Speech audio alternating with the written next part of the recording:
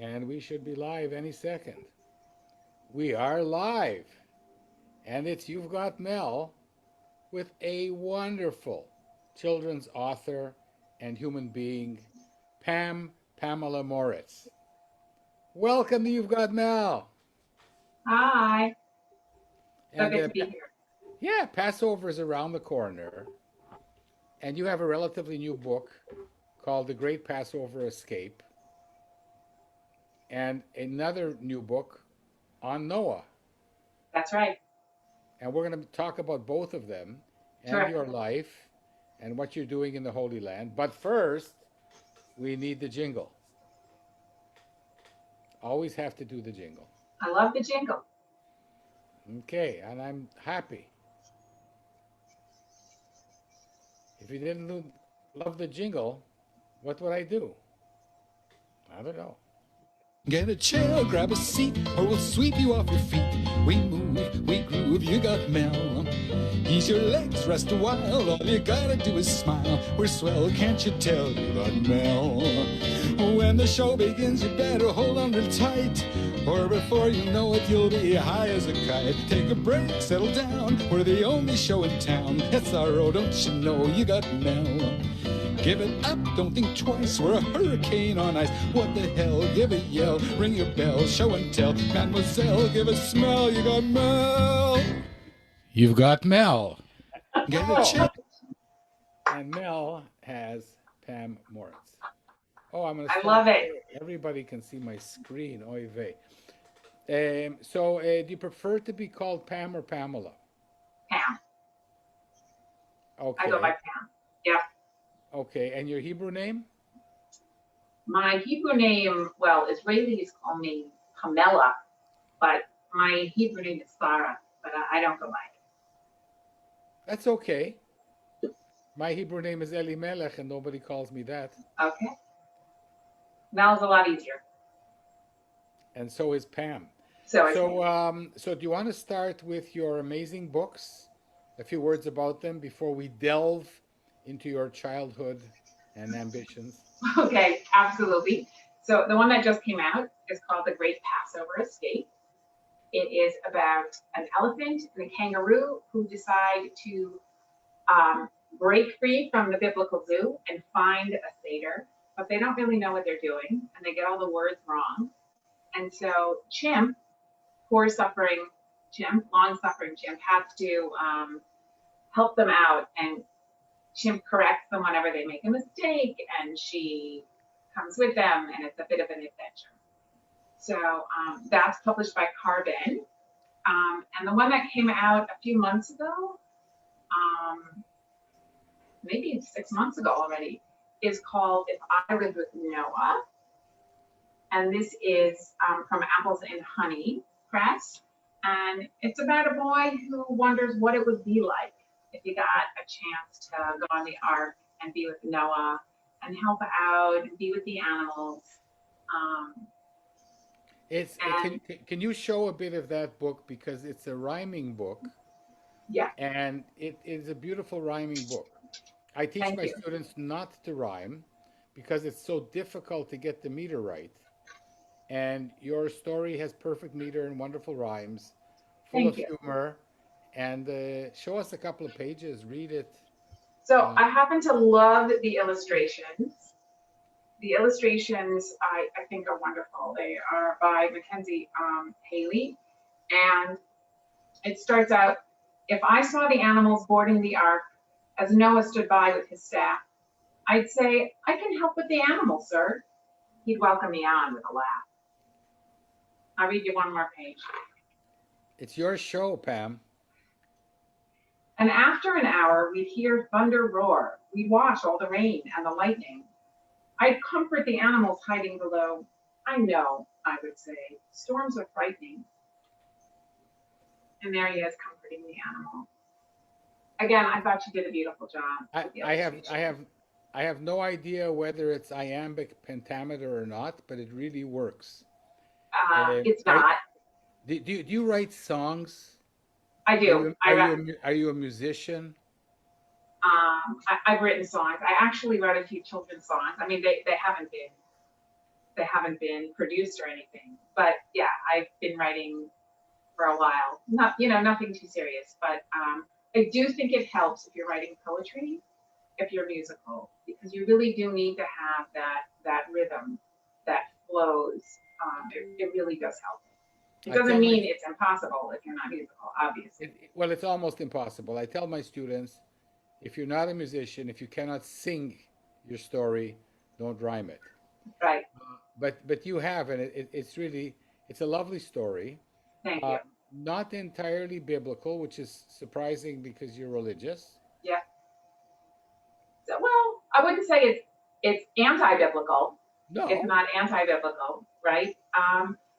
But you're correct. It takes the story and then sort of really runs with it. It's a completely different idea.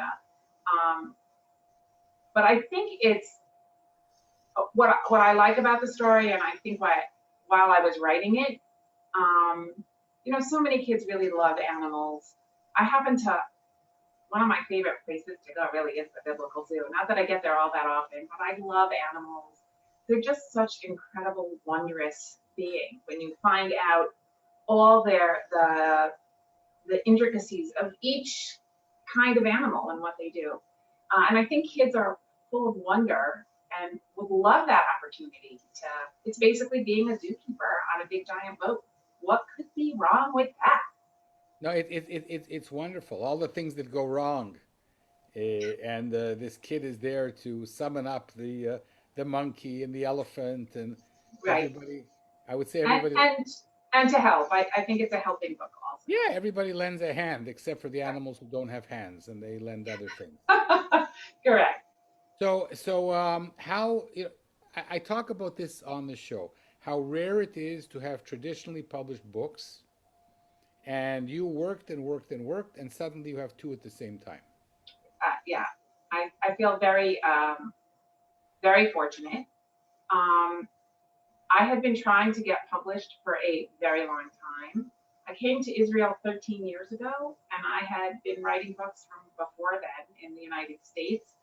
I only joined SCBWI seriously when I got to Israel. Before that, I was, I think, a member for a year, maybe, but not active. And I would write, but I didn't really take any courses. I didn't really ask people for too much advice. And even even in the beginning, when people would give me advice, I would be like, "Nah, you don't know what you're talking about." I was a little, and I think you need a little bit of humility in order to really up your game and to become more skillful. And I started taking courses. I took a few online courses. Um, Storyteller Academy. So I took a course with Jim Averbeck, who's a published author, and it was a terrific course. I took one or two shorter ones as well, but I really started taking my writing a little more seriously. I also, as you know, now I run the critique groups here, and critique groups are really important. You and I have had this conversation also, where it's difficult to find a critique group where there are people on a high enough level to bring you up, right? But where you feel you don't want to bring them down either. You want to really, it's a difficult balance to find a critique group where you really feel they're not just being nice to you, they're critiquing you. They're telling you that this needs to get better, because that's what you need. You need those outside eyes to do it. Absolutely. This has been my contention for a while, that critique groups often tell you how good your manuscript is when it isn't. Right. Yes. That sounds like my mother, by the way. My mom, at any time I share a story with her, "Oh, you should get that published. That's wonderful." I never knew how good of a writer I was, but apparently. Where's your mom? I need her. Yeah. She lives in Connecticut. Connecticut is a good place. I hope she's watching. Hi, Pam's mom. You did very well. Let's start now at the beginning. Let's talk about Pam from scratch. Okay. What would you like to know? Everything. Everything. Okay. I was born and raised in Connecticut, outside of New Haven. I have two siblings, a sister and a brother. My father passed away many years ago. Sorry. 27 years ago, I think, which was a tough time. And I would say though that I don't think I thought about writing until I was in college. That's really when I started writing. I was an English major. One second. Ooh, we're getting ahead of ourselves here, Pam. There's not much about my childhood other than that. What were you like as a 5-year-old? Because Mel believes that we write for our 5-year-old self. Is that right? I think that's you in your interviews. It's just a theory, Pam. Right. Look, I think that's true. And I think like most young kids, I was very curious and there was a sense of wonder to the world. I have to say, probably my best memories as a kid growing up was we had this little summer cottage by the beach on Long Island Sound. And summertime was, in the sand, going swimming, salt water, putting lemon juice in my hair to make it blonde when I got a little older. But really just that sense of complete freedom and childhood.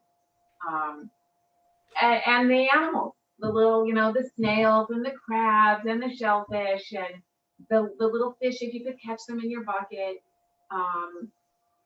But I don't know if you can hear the noise in the background. My grandchildren okay, good. You have grandchildren? Yeah, I sure do. You got married when you were 15? Yeah, you're very sweet. One of those. And so those are the times I think that you remember as a kid, the times that are I guess the worst times, but also the fun times, the times that just stick out in your mind. And I do think that when we write for our 5-year-old self, we really do have to tap into that sense of wonder and innocence and love of life and fun and exploration, curiosity, because those are gifts that children have that we lose. I'm also a middle grade teacher. And when I teach The Outsiders, which is a book by S.E. Hinton that's like so old already, it's a classic. But there's a poem in there by Robert Frost, Nothing Gold Can Stay. And it's a beautiful poem about how nature's first green is gold, her hardest hue to hold.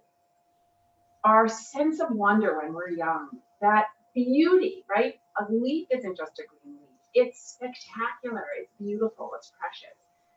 And I think we lose that. And I think that as writers for young children, it's hard, but we have to try and find it. Okay, so let's move ahead. So you went to school. Did you go to Jewish religious school? No, I didn't grow up religious. I went to a public school. I had a lot of friends from a lot of different places. I grew up in a place where there was a lot of tolerance. There were a lot of different ethnicities. It was just a comfortable, fun. That's not good for writing, Really? Well, yeah, you haven't, everything is wondrous. Where's the angst? Where's the conflict? Where's the kids picking on you? Come on, Pam. Where's the I don't want to mention her name. There was a bully who bullied me, yeah. And when my sister chased her with her lunchbox, stay away from my sister. she was, applauded by my parents for sticking up for me. But yeah, of course, there were a few a bully here and there. There was my best friend was from Japan in kindergarten, first grade, and second grade, and then she went back to Japan. And I remember missing her. That was really traumatic for me. And we also moved. That was very difficult. But I haven't written really about any of those things. That's why you've got Mel. It's time to do that. Okay. I'll have to rewatch this and see what we spoke about and try and write about them. You can always give me a call. Okay. Okay, so college, what happened in college? So in college, I started writing. I had some ideas, and I wrote mostly in poetry, but the stories weren't good. There was no plot. They went on for way too long, and I thought they were genius. And then I put them aside. I tried to get an illustrator for one of them, tried to get it published. I got a letter back basically saying it was terrible. And then I got married and had kids and got busy, and it's hard to write when you're raising children and working and So one second. How you got married? When did you become religious? so while I was in university, I started learning, and then there was I went to the University of Michigan, and there was an organization there outside of Ann Arbor. And then I came to Israel and I did this program called Leave Note to Leave a Note. Amazing, amazing program up in Spot, where they really just encourage you to learn and accept you for who you are. And if you're interested, it's there for you. And you learn also about Jewish heritage, the history, Israel. There's a lot of hiking. And I sort of fell in love with Judaism, but also with Israel. That's why I live here now. So, And then you went back. I did go back to the States. We lived I met my husband in Cleveland. And we lived in Cleveland, and then we moved to Israel, and then we moved to Palo Alto, California, and then we moved to Long Island, and now we're back in Israel. So, and you have children. Yeah. And they did all that moving with you? They were not happy with all the moves, but they have moved with us. So they have now what to write about. I'm sure they do. Absolutely. Yeah. Okay, so you studied creative writing in university. What did you study? I did some creative writing. I studied English and I got my teaching certificate. So I learned some education as well. And then I was a teacher. I taught middle school, 7th, 8th, 9th grade. They're my favorite years to teach. I taught some high school too. But why is that? These are the years that I have nothing to say to the kids. I'm good with 5-year-olds or college students. Right. Explain to me why kids in 7th and 8th grade are interesting to teach. They're the best. Because I'll tell you why. Really from like 5th grade to 9th, to me, is an absolutely wondrous age to be a teacher for, because there is still that sense of innocence. They're learning about the world. They're sophisticated enough to be able to really like learn and think critically and understand things. But at the same time, they really are children, and they haven't let go of their 5-year-old self yet. Nor should they ever. Should they ever? But I do think we become jaded and we become disillusioned and disappointed, and for all sorts of different reasons. Never give up your 5-year-old. Agree. So you're the guardian of the 5-year-old. Right. Years ago, when we were living in Woodmere on Long Island, a friend of mine who's a child psychologist, she would talk about how important it is to dance with your kids and blow bubbles with your kids and, run in the grass with your kids, and not just sit at the sidelines and let them do it all by themselves, because it's good for you as much as it is for your children. So she taught me a lot. So how did you get back to Israel, and how did you get back to writing for kids?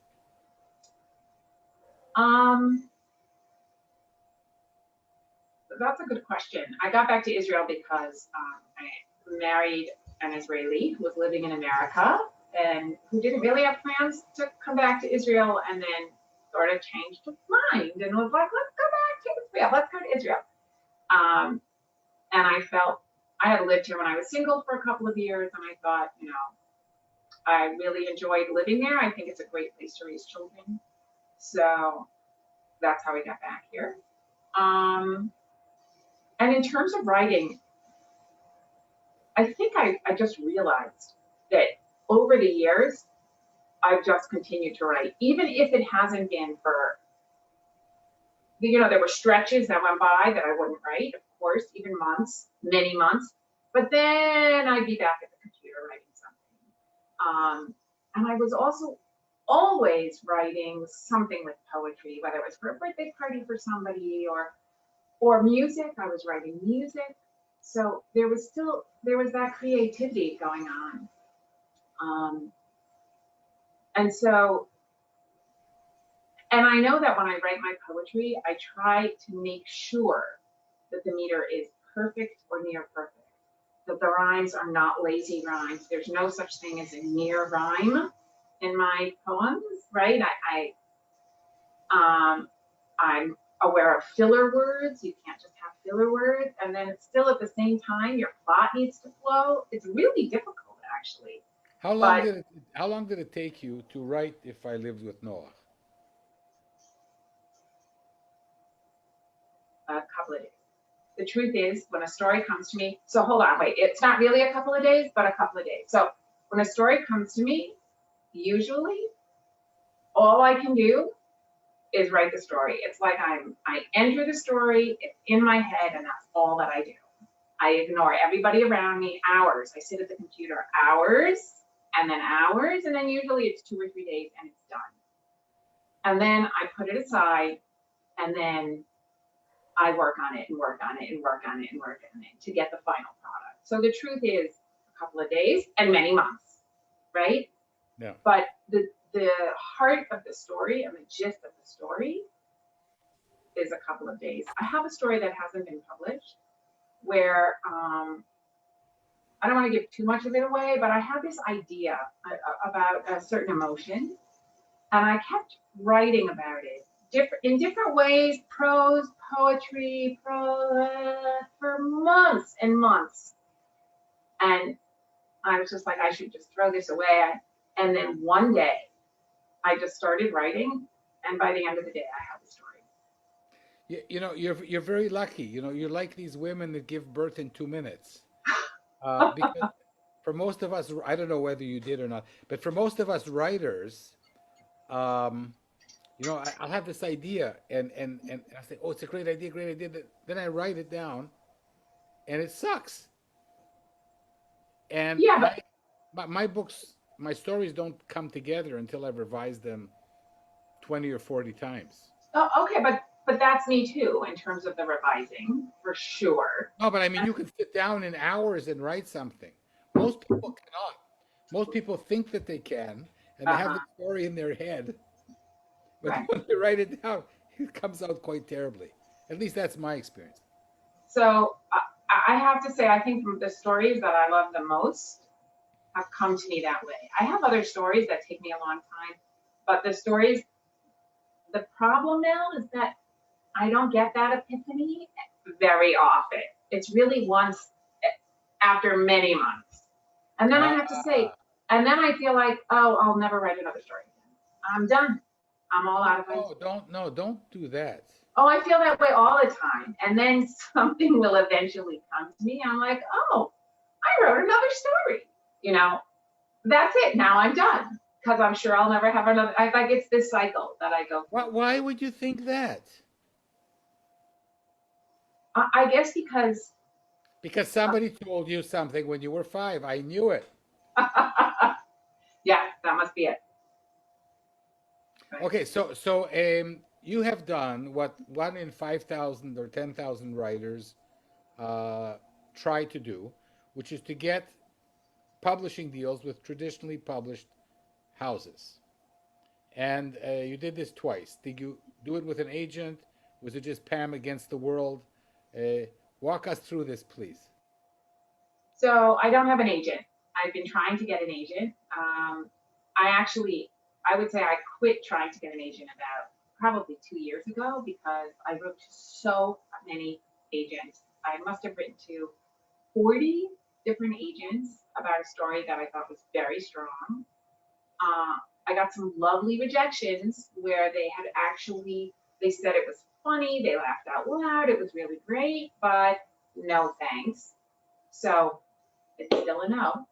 I got a rejection where somebody said, well, we like the story, what else do you have to show us? And I showed them 2 other stories and they didn't like it, and nope.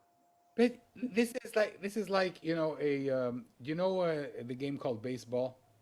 Sure. Okay, so in the game called baseball, if you hit 400, it means that you're getting on base 4 times out of 10. And it's like, and there's nobody who ever hits 400.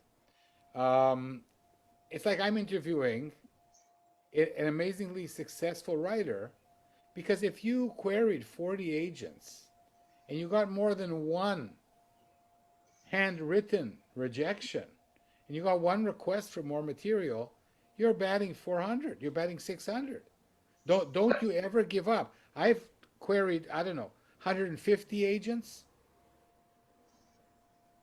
40 is nothing, dear. Right. So, Keep going. I'm disturbing you. no, you're not. You're successful. I'm not. You tell us. No, I'm lucky. I'm lucky because I also, first of all, You're not lucky. You're not lucky. The story about the boy in the ark is really brilliant. It's a genius story. Thank you. And it's so well written. Thank you. And Thank I don't know very many people in the world who can write that well. Thank you. I really appreciate that. Thank you. That story, how that story got published is crazy because PJ Library was having PJ Library and SCBWI have a Jewish Stories Award once a year, and I submitted that story with a couple of others, thinking, oh, I'm never going to win, whatever, but I'll submit them. And I thought if anything had a chance, it might have been the Passover story, actually, because that was one that I submitted also. And 3 months later, whenever it was, I don't remember how many months later, I got the email saying that I won. And I literally screamed. I saw the email, right, the subject line, that it was from PJ Library. And I was like, oh, another rejection. I'm sure they'll say thanks, but no thanks. And I opened it up and I had to read it twice. I really. And so because it was the winner. One second, you actually screamed? Oh, yeah. I gasped. I gasped incredibly loudly that my husband. Can you reproduce that now for our viewers? I probably could, but you know, I was actually in the hospital at the time. I was in the hospital at the time because I had an issue with my heart, and thank God I'm fine. I'm absolutely 100% fine, thank God. But I was in the hospital, and my husband was sitting in the room, and all of a sudden I went, and he thought, something was wrong with my heart again. So, and I started hyperventilating. And so he was like, what's going on? What's going on? And I had to show him my phone with the email. Amazing. If you have to hyperventilate, it's the hospital's a good place. Yes. Yeah. But look, Mel, that was a journey that took me, right? That was probably a 15-year journey or a 12-year journey from when I really had started writing and taking courses and being in a critique group and to really get to that place. And I know people who have been doing it longer, 15 years, 20 years, until they're actually published. I would say also that trying to get published with small publishing houses is also a good idea because you don't need an agent. So one second, so you won this award. And so then it was easy for you to contact them, or they contacted you? So how it works is PJ Library then publishes the book through PJ Library. And because it's an award winner, usually they'll get offers from other publishers who might be interested. And so Apples and Honey did. And so I went with Apples and Honey. Okay, but you have Um, another book from Carbon. This is not just dumb luck. This is something about you, Pam. Maybe, I don't know. So Carbon, the representative from Carbon comes to Israel once every year or once every other year, and she's open to looking at people's manuscripts. And I have to say, I showed her plenty of manuscripts that she was like, thanks, but no thanks. Right. And in the beginning, Mel, when she came and I showed her this manuscript that I thought was amazing, and she turned it down, I was like, she doesn't know what she's talking about. But she was absolutely right. Looking back, that was not a good manuscript. So it took years for me to, you know, realize what I need to do. And still, I'm writing stories that I send to my critique group, and I think, oh, this really has potential. And basically, it seems. And I get the feedback, and I'm like, oh, there's no plot. They're right. I forgot to put a plot in, a real plot. Or there's no character development. My character is boring. And you don't see it. But at least now I feel I'm open to the criticism, and I'm willing to learn. It's hard work. It's lots of hard work. Yeah, Why do we do it? that is a good, I think we're just compelled to. Why do you write music? Why are you creative? Right? Why, Mel Rosenberg, why are you creative? Isn't it just something inside of you that needs to express itself? Yeah, but this show is about you, Pam. Oh, but I think for anybody, a creative person. Yeah, but I mean, you look. I want to ask you about writing for the general public in a second.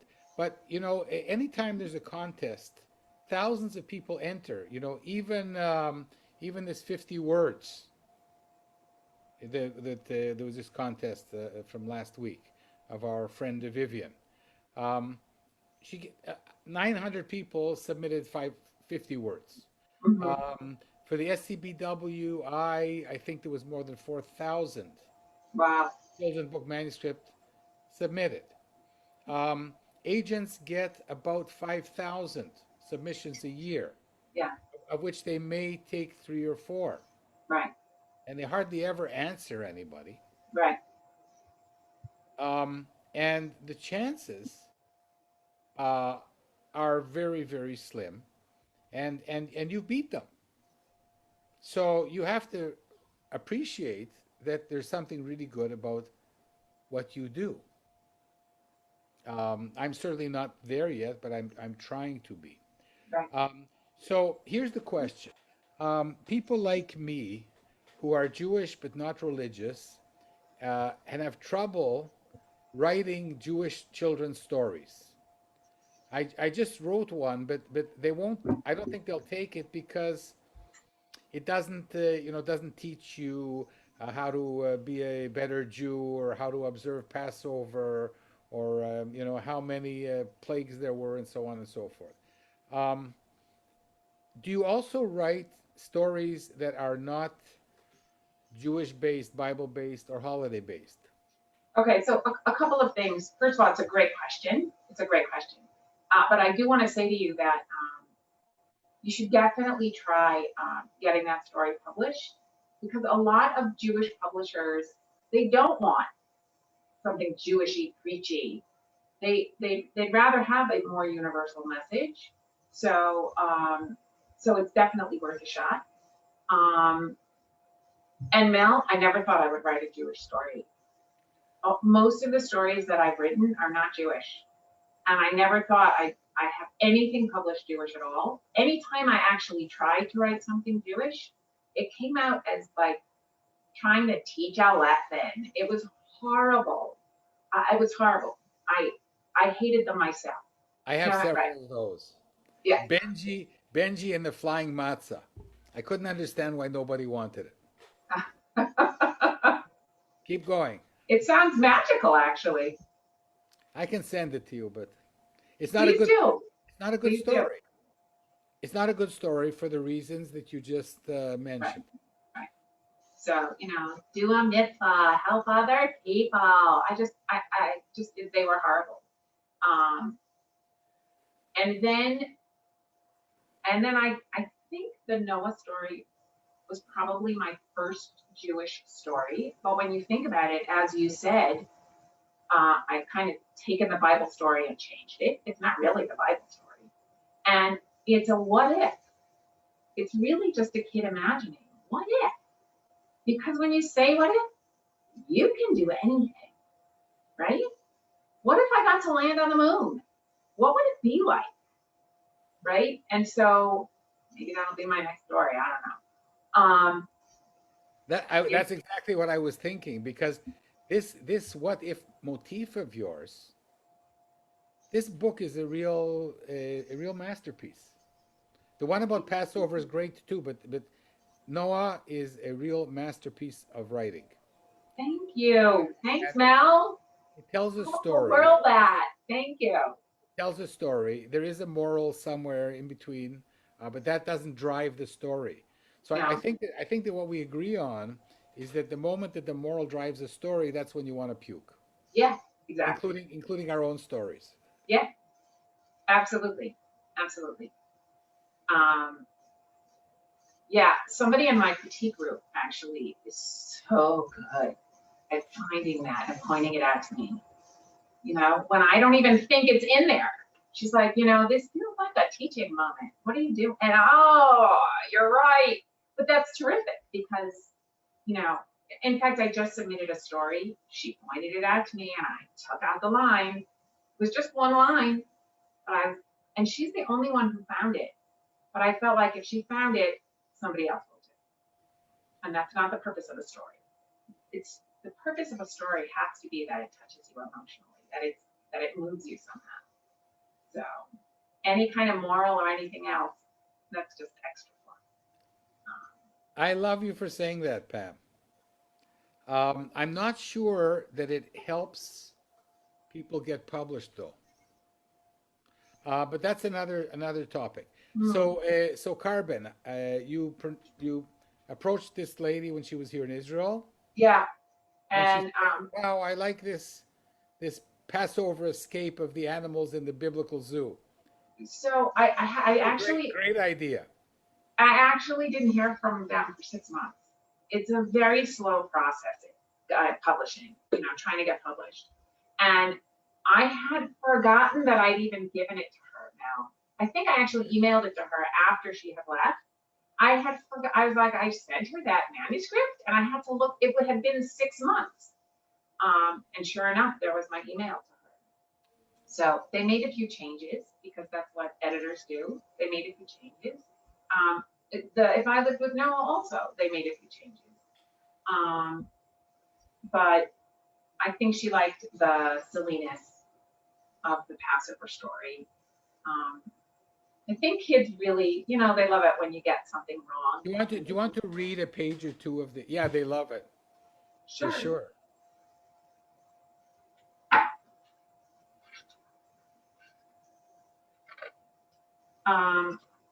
The Great Passover Escape. It was evening at the Biblical Zoo in Jerusalem. The zoo will be closing for Passover tomorrow night, said Ellie the elephant to her kangaroo friend Kang. Closing? But I want to celebrate Passover, Kang said, peering over the wall. I want to try that flat, crunchy thing people eat. It looks yummy. Yeah, I love that. I love that. How did a kangaroo get into a biblical zoo? Yeah, no, but I don't remember kangaroos in the Bible. That's a good question, but they're there. That's a good question. We won't tell anybody. Yeah. I love the way you tweak the Bible. It's great. Okay, but I didn't tweak the biblical zoo part. I mean, there is a kangaroo there. That's what you say. Yeah. So the elephant says, I think that's called a cracker, said Ellie with a wise nod. No, I think it's a kind of toast, said Kang. It's matzah, said the chimp, their neighbor. Be quiet, both of you. I'm trying to sleep. Matzah? Said Ellie and Kang, looking at each other. Shh, said Chimp, closing her eyes. And that's how the story goes. And they get a lot of different things wrong. My favorite is that they say they leave the zoo, they walk, hold on a second, they escape, and then here it is. So Shmulik is he cleans out the cages at the zoo and they all know him. He's like raised them all. Shmulik told me that in the Passover story, when Pharaoh wouldn't let the Jews leave Egypt, God sent 10 planes so the Jews could leave, said Ellie. No, it was 10 plates, corrected Kang. 10 planes, sighed Tim. So, and the illustrations are really adorable. Yeah, who are they by? The illustrations are by Florence Weiser. If I could also give a piece of advice to anybody who's listening who wants to be a writer, sometimes I get phone calls from people who have written books and they're looking for an illustrator. So most publishers, if you're not an author illustrator, they assign you an illustrator. And if you try and submit a story with a friend, oh, my friend illustrated or whatever, they don't like that. They might not even look at the manuscript. They pick the illustrator and you have no choice, or very little choice. You have very little choice.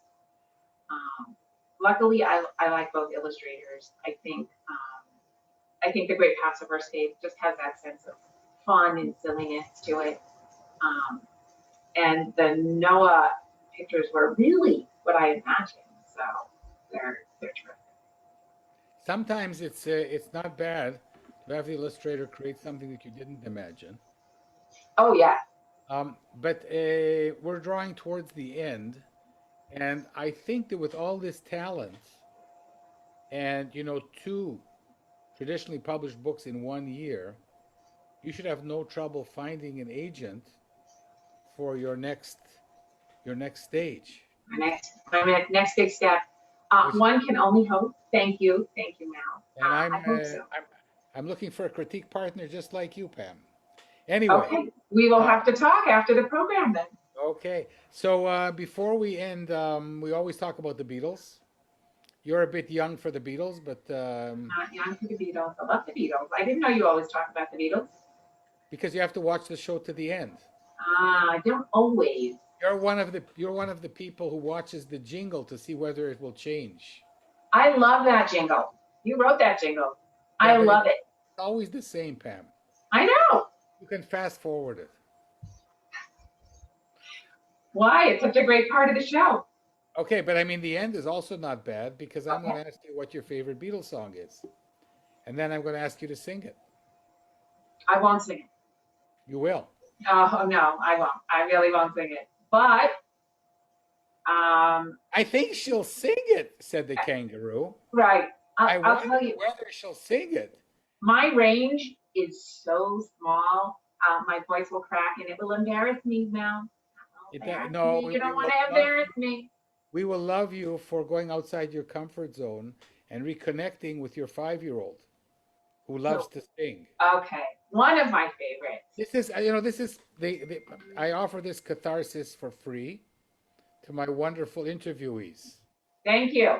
Can I ask you a question now? Will you sing it with me? Of course. Okay. So if I know the song. The Long and Winding Road. Oh, that's a wonderful song. Good. You pick the key. No, you pick the key. You're singing it. Men's keys are different. You're a musician. Come on, Pam. The long, ready? And winding road. You're not singing with me. Because there's a delay. There's latency. That leads to your door. Okay, we're done. No, But it's a great song. No. Mel. Will never disappear. I remember the words. Na, na, na, na, na. It's been so long. I have to go listen to the Beatles. Leave me standing here. Let me. Leave me to No, I don't know what it is. No, no, I really, that's so embarrassing that I don't even know the words to one of my favorite Beatles songs. That's not embarrassing. It just shows that the words to a song are somewhere in the back of our head. It's hard to bring them out, but that's one of the most beautiful songs. What's one of your favorites, Mel? No, this show is about you, Pam. You come on, you can share a Beatles song. My favorite Beatles song is Here, There, and Everywhere from the White Album. I don't know if I know that. Sing it. Here, making each day of the year, changing my life with a wave of her hand. Oh. Nobody can. Do do do do dee da dum. See, I forgot also. I want her everywhere, and if she's beside me, I know I need never care. Can anybody even come close to the Beatles today? You know Ben? Do you know Ben Folds? No, haven't met him. Do you know his music? He's brilliant. After Ben Folds. After the Beatles, I just gave up. Look him up. He's terrific. Okay. Ben Folds. So listen, it's been Anyway, thank you. Yeah, underneath the video, put links to where people can buy your two beautiful books. Thank you. Will do. And this was brilliant. I was going to take a break until after Passover, and then when you wrote to me, I say, "Oh wow, people should know what a wonderful human being you are." Oh, thank you, Mel. Thank you. You know, it was very kind of you to do this. I really appreciate it. Thank you so much for having me on the show. I have more fun than you do, trust me. And I learn a lot, and I hope that people learn a lot about your success, which is a lot of hard work. Well, Mel, let me just say this, okay? I hope that within a year, sooner, hopefully even, I am interviewing you about your first book, because I would love for that to happen. My first traditionally published book. Yeah, of course. I will tell you an embarrassing secret before we go. I had a book publishing deal 20 years ago. And because of my hubris, I walked away. Oh, no. Mm-hmm. But maybe it's for the good. You know, when you're ready and your writing is really, really good, it might happen and it might not. Right. But like you said, I thought for years that my shit didn't stink. I thought I was a great writer. And I wasn't. I was a good writer. But, you know, there's millions of good writers. And only the great writers have a chance to get published. It's so hard now. The truth is also, sometimes I pick up a book and I want, how could this get published? It's garbage. And sometimes that happens too. Sometimes the not so good writers get lucky, right? So, but I've seen what you've done with our books online. That is an amazing website. Okay, so after Passover, God willing, you can interview me, dear. I would love to. It might not be this Passover, but I would love to be interviewed by you, Pam. Okay, and I would love to do the interviewing. Okay. But you better be prepared to sing. Listen, I look for opportunities. Okay. This was marvelous. It was. Thank you. Have a wonderful Passover. The same to you. Thank you. Stay clear of the elephants. And I'm wishing you and your family good health. Yeah, and good luck with these two wonderful books. Thank you. Okay, so 1 year from now, you should have an agent and a book deal with one of the big publishers. Wow. That's God willing. That's what from your lips to God's ears. Absolutely. And in 1 year from now, you should have at least one contract to be traditionally published. That I will not walk away from this time. Right. At least one. Yeah. All right. Take care of yourself. Thanks, Matt. Thank you. Bye. So long.